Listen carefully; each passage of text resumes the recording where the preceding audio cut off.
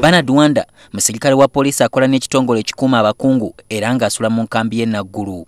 Wabula mu kiro ekyakesezza olwaleero yasangiddwa mu bitundu by'e Nansana nga yeefudde musirikale w'oku luguudo.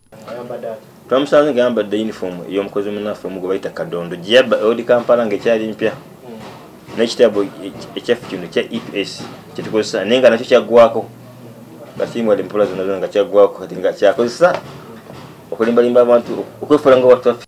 Okukwatibwa kyaddiridde omu ku bantu be yabadde agezaako okusaba ssente okukubira poliisi naye yaweereza abasirikale okumukwata. Namubuuza ani akusindiseeyo n'agezaako okubalwanyisa nasobola omukwata paka ku ofiisi. Andi yagala afuneko ku ssente ez'okugenda e Masindi ku 28.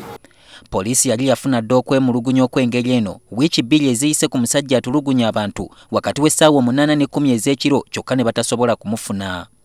Wanda akkiriza nti uniform yagijja mu office ku Old Kampala bwe baali bakazigabira abasirikale. Agenda kugulwako omusango gw'okwefuula kyatali ssaako okukozesa olukujjukujju okujja ssente ku bantu. Just where you even write the information.